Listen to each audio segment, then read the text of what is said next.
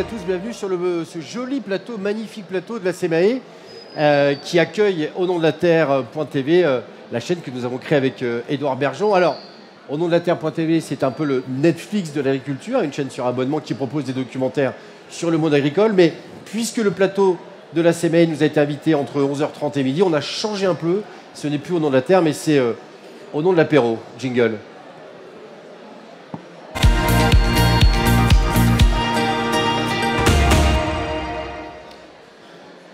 Alors pourquoi Au nom de l'apéro? Le principe est très simple. Pendant une petite demi-heure, on va accueillir des invités pour débattre avec beaucoup de bienveillance, de gentillesse. On en a besoin en ce moment, d'agriculture, de bien manger.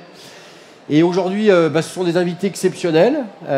Bernard Daetz et Sylvie Daetz, deux éleveurs du Béarn, qui font partie du nouveau doc événement d'Édouard Bergeon qui sera diffusé le dimanche 5 mars sur France 5. En prime, en direct, pour parler élevage. Le documentaire est déjà disponible sur la plateforme de France Télévisions, donc vous pouvez déjà la regarder. Ça parle de quoi? Ça parle d'un couple d'éleveurs qui, à 3 ans, a dû abattre son troupeau pour un cas de tuberculose. C'est malheureusement ce qui arrive un peu trop souvent dans cette région. Et pour prendre déjà la température de ce qu'est ce documentaire, je vous propose de regarder la bande-annonce proposée par France 5. Regardez. Travailler dur. On est sans revenu, c'est pas par choix, c'est par obligation. Pour 600 €, vous travaillez 70 heures par semaine. Aimer son travail. J'ai un lien très fort envers mes bêtes. Ta vache, tu la connais depuis toute petite. Il y a mon petit Ginko ici. Et devoir le sacrifier. Une vache est sortie positive à la tuberculose. La faire abattre un troupeau entier, c'est énorme. C'est le protocole. L'amour vache d'Édouard Bergeon, un documentaire suivi d'un débat dimanche à 20h55 sur France 5 et déjà en avant-première sur la plateforme France.tv. Vous avez pris note ce dimanche 5 mars en direct sur France 5 avec mes deux invités qui ne sont pas habitués à la télévision. Mais surtout, Bernard, j'ai appris que c'est ton premier salon de l'agriculture. Exactement. C'est la première fois que je viens sur Paris. Il a fallu j'attendre l'âge de 58 ans, mais bon, grâce à peut-être à Édouard, j'ai pu réaliser ce rêve. Toi aussi, Sylvie, c'est ton premier salon de l'agriculture? Oui, c'est la première fois, oui. Prise de température, qu'est-ce que tu en penses alors? Beaucoup de monde? Il y a beaucoup de monde, on n'a pas eu le temps encore. Ouais. Donc je le disais, c'est important au monde agricole de parler. Première question, Sylvie, c'est pourquoi vous avez accepté de faire ce documentaire? Parce qu'il faut être porteur de ce qui se passe dans le milieu rural. Je crois que beaucoup de personnes ne connaissaient pas ce problème de tuberculose qui engendre des abattages de troupeaux entiers. Et tout ce qui découle derrière, le soutien psychologique dont on a besoin, on se retrouve tout seul. Les soucis financiers qui vont avec, parce que malheureusement, si ça ne va pas financièrement, ça ne va pas psychologiquement non plus, enfin, ça n'aide pas, quoi. Et Édouard, pour ça, est un excellent vecteur. Heureusement qu'il est là. Édouard Bergeon, il est venu vous voir très tôt, quand je crois que c'est Sylvie qui l'a appelé au téléphone. En fait, non, j'avais mis un post sur Facebook en mode public et c'est arrivé dans les mains d'Édouard et c'est lui qui m'a contacté en fait. Donc Édouard Bergeon, je vous rappelle, le réalisateur de Au nom de la Terre, ce film qui a fait 2 millions d'entrées, 3 nominations au César, c'était les Césarières, il y était il y a 2 ans et qui a évidemment accepté d'aller porter toute sa puissance médiatique, notamment pour aider Bernard et Sylvie. Alors, on a choisi quelques petits extraits, notamment le jour où Édouard Bergeon va rencontrer Bernard et Sylvie. Je vous propose de regarder ça tout de suite. Tout a commencé il y a 3 ans, au printemps 2020, au moment du premier confinement. Je reçois un message de Sylvie Daetz sur Facebook, un SOS. Désespérée, elle ne sait plus quoi faire. Bernard, son mari, est prêt à flancher, depuis qu'il sait que toutes ses vaches vont partir à l'abattoir. Je ne peux pas les laisser seules. Bonjour. Comment ça va? Bien, et vous? Ça va. Merci beaucoup d'être venu, d'avoir fait ce gros effort. Je m'étais dit que c'était important. Ah, ça fait drôle. Super. C'est un moment important, faut être accompagné. Sûr. Hein? C'est vraiment très dur. Je vis en ce moment et de vous voir là, c'est énorme. Elle est là, votre femme? Oui. Parce que c'est elle qui m'a appelé. Hein. Je sais. Elle est plus courageuse que moi. Merci d'être venu. Bonjour. Bonjour. Édouard. Oui, je vous reconnais un peu quand même. Au moins que je vous reconnaisse physiquement, au minimum. Sylvie. Voilà, c'est ça. Je reconnais la voix. Voilà, il paraît qu'on reconnaît ma voix en général. Et là, c'est Loïc, mon fils, donc, qui est venu, le fils aîné. Bonjour. Et sa copine. Bonjour. Bonjour. Ils sont belles, hein? Ouais. Ça fait quoi de revoir ces images, Bernard? Un peu d'émotion de revoir Édouard là. L'arrivée d'Édouard, ça me touche, ça m'a toujours touché quoi. Et je crois que ça restera gravé à jamais. Tu avais été voir le film? Vous aviez été voir le film Au nom de la Terre, le film? Tu l'avais été voir à Orthez, au cinéma? Oui, à Orthez. Ouais. Qu'est-ce que tu en avais pensé d'ailleurs? C'était une des premières fois où on voyait de l'intérieur le drame agricole, avec évidemment, on le rappelle, l'histoire de son papa. C'est largement inspiré de sa vie, malheureusement dramatique. Qu'est-ce que tu avais ressenti, toi, sur ce film? Comme toujours, quoi, beaucoup d'émotions. Tu ressors du film, tu es bouleversé. Après, bon, dans mon cas, c'est un peu la même chose, mais bon, vraiment, Au nom de la Terre, c'était l'extrême. Ça peut-être, mon cas n'a rien à voir avec celui d'Édouard. C'est sûr que c'est dur, mais il faut voir le pire aussi. Quoi. Donc là, c'était il y a 3 ans. Après une prophylaxie, on détecte un cas de tuberculose dans le troupeau. Oui. Ce que le grand public ne sait pas, c'est que pour un principe de précaution, on doit abattre le troupeau. Tu as encore tes animaux à la maison. Et là, tu accueilles Édouard. Dans quel état psychologique tu es? Ouais, très mal. Là. C'est la période où on vient de nous annoncer l'abattage complet du troupeau. Et là, bon, on ne sait plus, qu'est-ce qu'on doit faire. C'est les derniers jours là où on soigne nos bêtes pour rien, sachant que tout va partir. C'est un moment très difficile, quoi. Et bien sûr le jour du départ où tout s'écroule, quoi.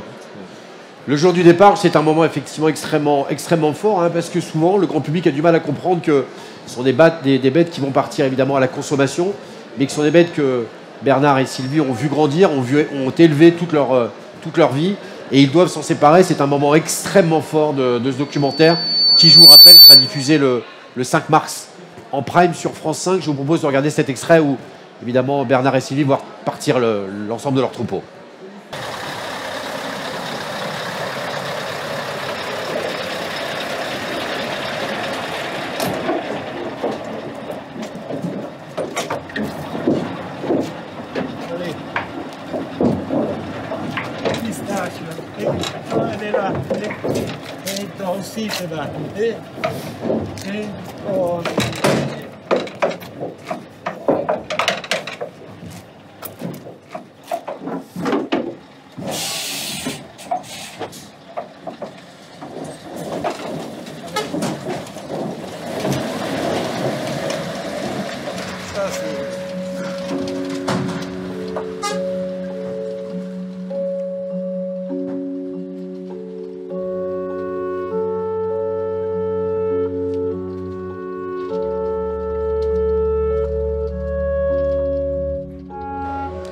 Sylvie, toujours dur de voir son mari, son homme, l'homme avec qui on partage sa vie, de voir dans cet état-là?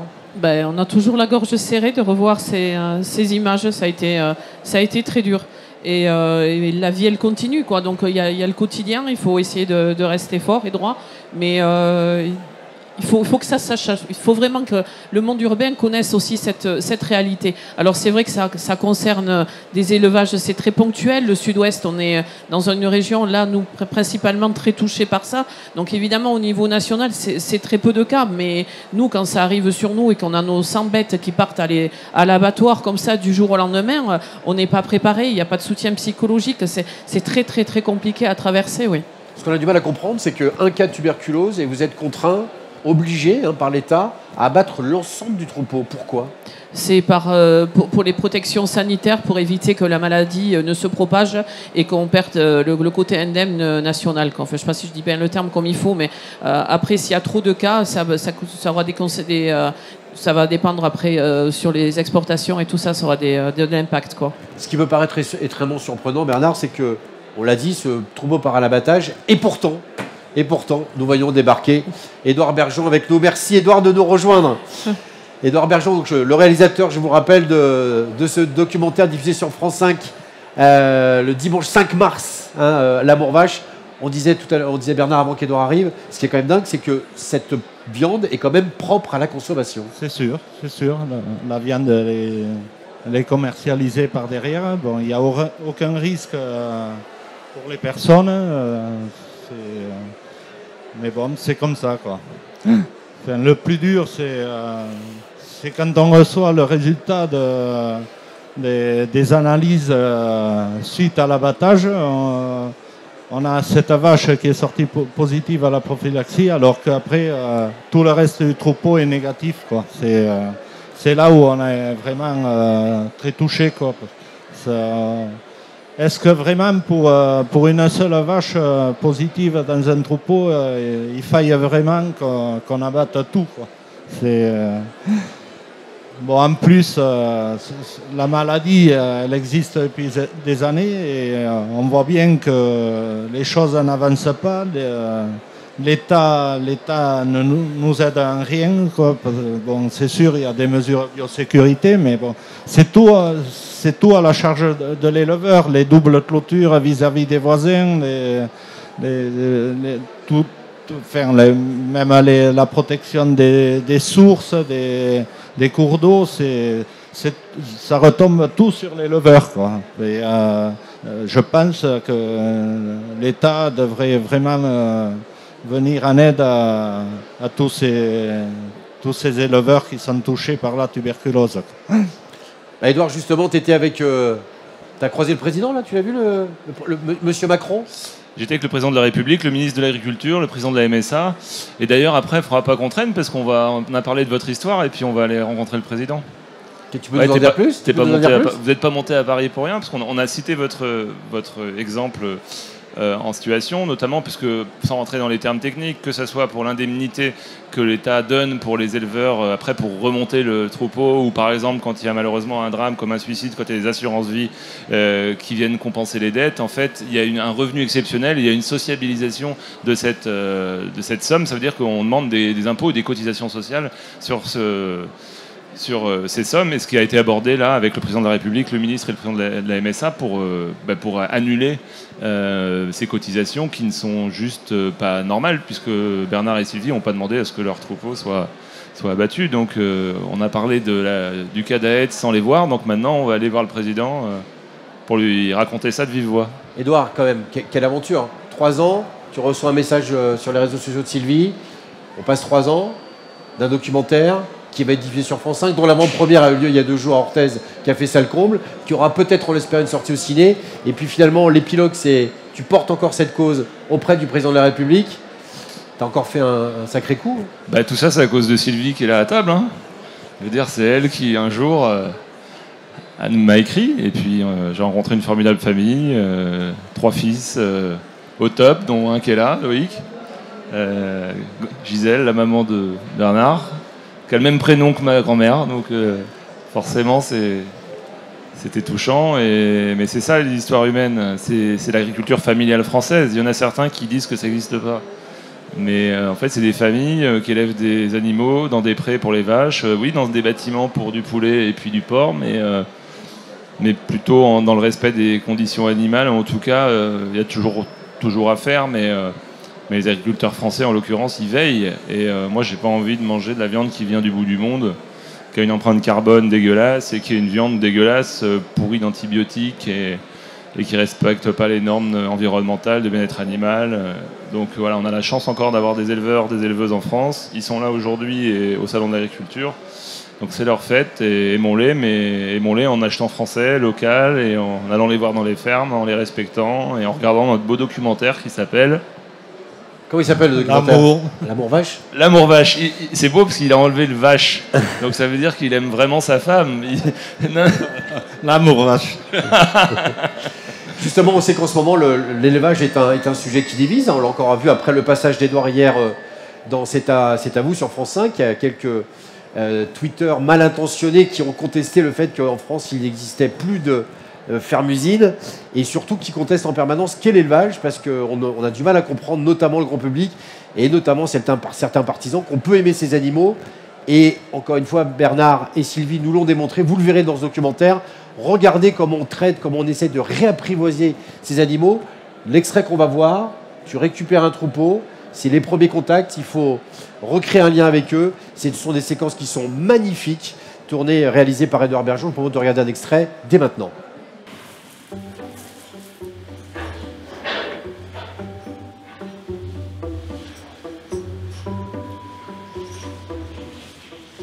Il aime qu'on le gratte? Oui.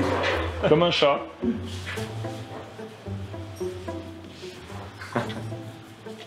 C'est ça qui t'avait manqué? Un peu, oui, pendant quelques mois. C'est difficile de se rendre compte pour le grand public en fait. Oui. Ouais. Ils se demandent comment on peut être éleveur et puis comment on peut les emmener à l'abattoir quand même. Il n'y a pas d'explication là. Moi, les bêtes, de toute façon, c'est pour m'y attacher, c'est pour les nourrir bien, les soigner bien, et voilà quoi. C'est fait pour être respecté, des bêtes. Allez. Donc, pour ceux qui douteraient encore de ce qu'est évidemment le bien-être animal, vous venez d'en avoir un exemple. Ça n'a pas été simple de récupérer un troupeau qui n'était pas le tien après avoir vu partir ces bêtes que tu as élevées comme ça pendant des années. Cette phase de... Il faut réapprovisionner le troupeau. Comment ça a duré combien de temps? C'est de longs mois, quoi. Il faut partir, voir des bêtes d'un côté, de l'autre, et voilà, on choisit. Et ensuite, il faut les adopter comme des enfants. Elles changent d'élevage, donc elles sont plus ou moins stressées. C'est un peu difficile au départ, mais bon... Après, on s'y habitue. Sylvie, il y en a combien maintenant des bêtes là, dans votre étable? Vous en aviez combien? Vous en avez récupéré combien? On en avait 100 au départ et maintenant on est reparti avec 50. Ok. Alors ce qu'on va apprendre dans le documentaire, c'est que évidemment on parle souvent des hommes agriculteurs, mais pas toujours des femmes agriculteurs. Il faut voir que Sylvie, en plus de porter un soutien évidemment psychologique, mais aussi humain à son mari, a un autre emploi. Hein, quand tu travailles la journée, tu peux peut-être nous dire un petit peu plus, où est-ce que tu travailles? Je travaille dans une aide à pays, je m'occupe de personnes handicapées. Et c'est vrai que je fais double emploi, mais comme beaucoup d'agricultrices, quand même, et ça aussi on ne le voit pas. Et c'est des journées qui sont relativement longues, oui, puisque avant de partir travailler, ça peut m'arriver de passer à la ferme, et quand j'ai fini ma journée, d'y repartir dans l'autre sens. Mais bon, c'est comme ça fait partie du travail de la femme d'agriculteur. Et puis c'est des moments aussi, moi je suis pas là la journée, lui il est sur la ferme, donc c'est un moment aussi où on se retrouve, quoi. Même si, voilà, des fois ça peut être compliqué parce qu'on est un peu fatigué. On se met des pélayés, comme je dis dans le quoi. Les pélayés. Ah ouais, c'est quoi une pélayée? C'est une petite colère. Une dispute conjugale dans le pays du Béarn. Voilà, c'est ça. Ok. Donc pour voir effectivement quelle est la vie de Sylvie, sa vie évidemment en dehors de son travail, je vous propose de regarder ce dernier extrait, je vous le rappelle, d'un documentaire qui s'appelle L'Amour vache, diffusé sur France 5 en prime, dimanche prochain 5 mars, mais déjà disponible sur la plateforme de France Télévisions. Sylvie, que fait-elle après son travail? Eh bien, elle travaille encore, regardez l'extrait.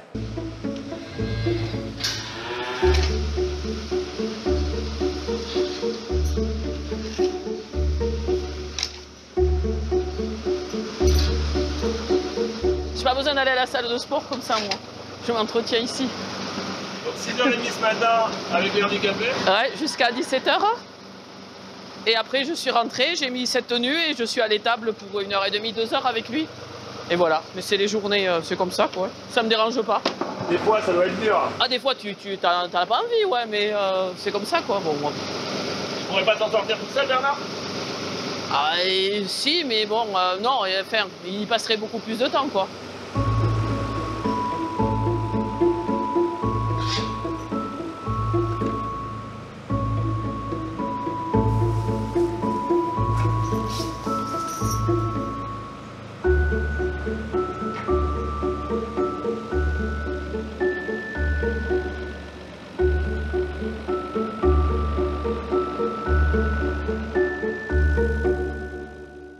C'est peut-être une idée, ça, évidemment, transformer l'étable en salle de sport. C'est peut-être un Ouais, concept. c'est pas mal, ouais. Hein Ouais. Édouard, je sais que tu es en pleine réalisation, production de ton 2e long métrage. Moi, la question que je voulais te poser, c'est où est-ce que tu vas trouver toute cette énergie? C'est quoi ton moteur? C'est quoi ton carburant? Vert ou pas, d'ailleurs? Je suis né dans une ferme et quand on est fils d'agriculteur, petit-fils d'agriculteur et qu'on grandit dans une encyclopédie à taille réelle, on a toujours plein de chapitres à explorer et je crois que j'irai jamais au bout du livre en fait. Je me sens bien quand je suis dans une ferme, quand je suis dans les champs, même si je vis entre ici et plusieurs endroits puisque je suis tout le temps en vadrouille, je vis plutôt dans un sac à dos.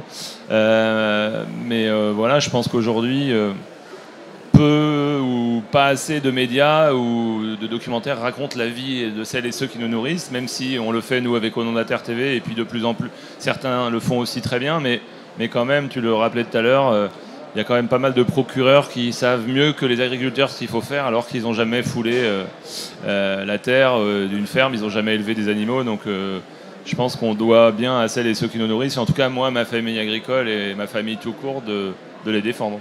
Tu penses qu'on ne peut pas réconcilier le monde urbain et le monde agricole sur un sujet aussi sensible que celui de l'élevage? Qu'est-ce qui ne va pas, Édouard? Non, mais on doit les réconcilier et je pense qu'on y arrivera par l'éducation, en fait. Emmener nos petites têtes blondes vers la ruralité, vers des métiers de sens. Il va y avoir l'enjeu d'aujourd'hui déjà, de demain, j'allais dire, mais d'aujourd'hui, c'est l'eau, par exemple. Comment on va gérer l'eau pour... sans eau, pas de fruits, pas de légumes, pas d'agriculture, pas de nourriture.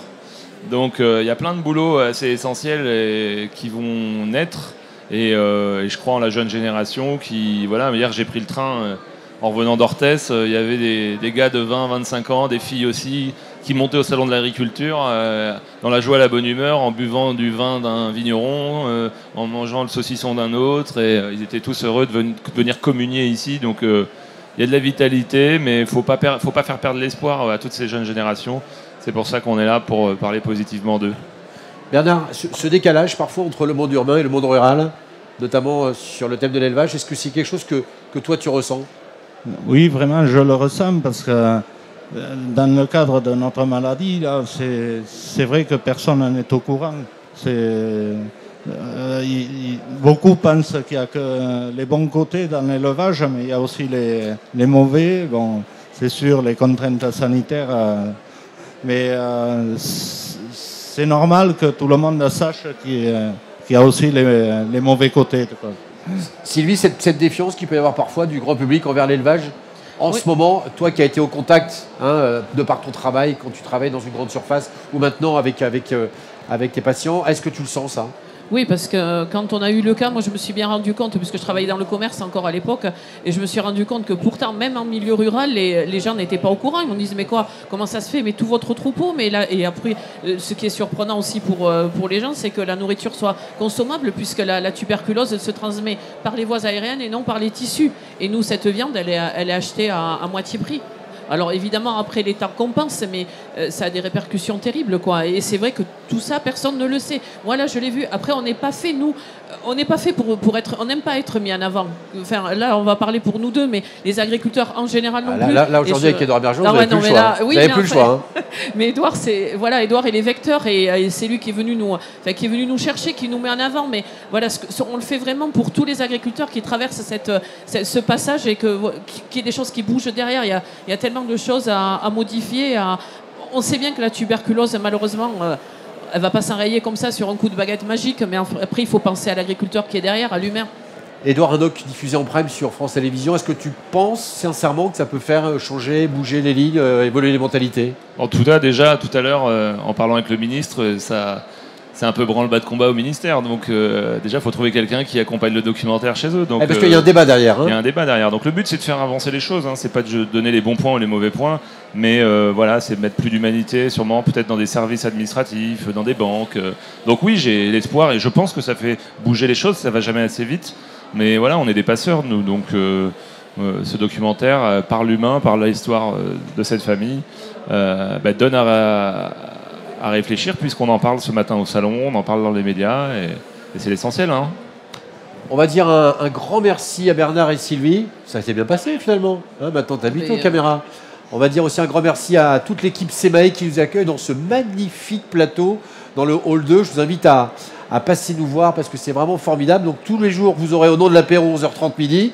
On va recevoir d'autres invités. Et je vous donne rendez-vous évidemment le dimanche 5 mars en prime sur France 5 pour voir évidemment ce doc formidable de Sylvie et Bernard. Et puis toute la réalisation d'Édouard Bergeon. Encore un grand documentaire. Il a encore frappé un grand coup. Il a encore fait un classique. Mais ça, avec lui, on est habitué. Je vous souhaite maintenant un bon apéro pour de vrai. À très vite.